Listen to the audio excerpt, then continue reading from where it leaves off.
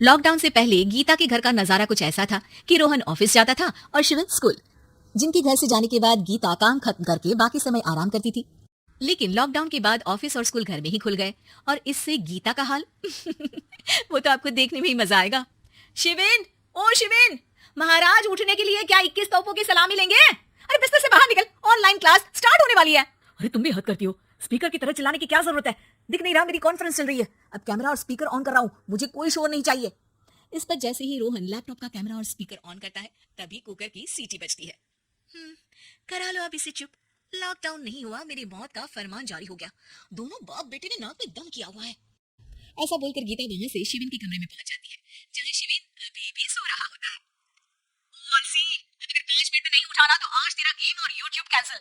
माँ की बात सुनकर शिविन बिना 1 मिनट गंवाए उठ खड़ा होता है। उठ गया, अभी नागर भी आता हूँ। ये नाटक कहीं और, मुंह पर गीला कपड़ा मार और पढ़ने बैठ। शिविन की ऑनलाइन क्लास स्टार्ट हो जाती है, जिस पर गीता उसे वहां बिठाकर रसोई में चली जाती है। थोड़ी देर में उसे कमरे से कुछ आवाज सुनाई देती है, जिसे सुनकर वो कमरे में वापस आती है। हाय राम, तुझे क्लास अटेंड करने के लिए बोला था, कैमरा ऑफ करके बिस्तर पर नाचने के लिए नहीं बोला था।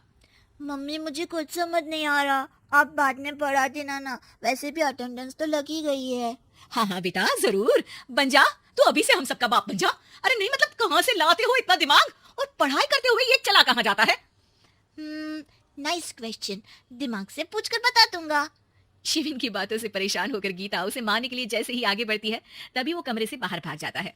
अब शिविन आगे आगे और गीता हाथ में चप्पल पकड़े उसके पीछे पीछे पूरे घर में दोनों घूम रहे होते हैं।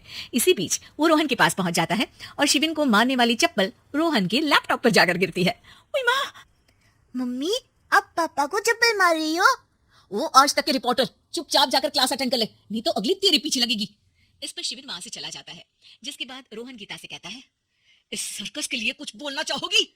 अरे क्या करूं, जब से तुम दोनों घर में रहने लगे हो घर अपने आप ही सर्कस बन गया है और मैं तुम्हारी नौकर, कभी बेटी को संभालो तो कभी बाप के नखरे उठाओ। इन्हीं सब उथल पुथल में दिन बीतते रहते हैं, जिसमें हर रोज घर के अंदर कुछ नया सियापा खड़ा मिलता है, जो ज्यादातर शिविन और रोहन के ऑनलाइन स्कूल और ऑफिस से रिलेटेड ही होता है। एक सुबह, शिविन चल उठ, आज की क्लास जल्दी है। कैमरा ऑफ करके आप अटेंड कर लो।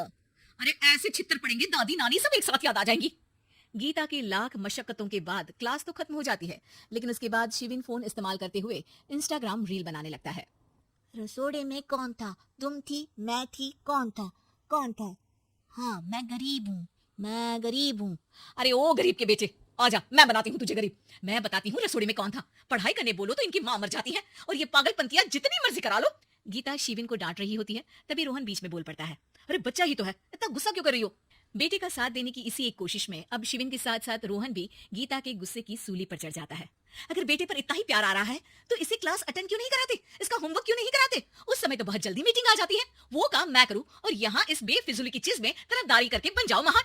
हे भगवान, कोई तो इनके ऑफिस और स्कूल खुलवाओ, मैं इन्हें और घर में नहीं सह सकती। अरे कुछ और मांग लेती, क्योंकि तुम्हारी ये विश इस साल तो पूरी होने से रही, कोरोना। हाय नास बेटे ने जिंदगी ही बर्बाद कर दी, खाए कोई पचाए कोई, कल मुझे चुन चुन कर सबको मेरी बद्दुआ लगेगी। उन्होंने दुनिया का और इन बाप बेटे दोनों ने मेरा जीना मुश्किल कर दिया। गीता वहां से चली जाती है।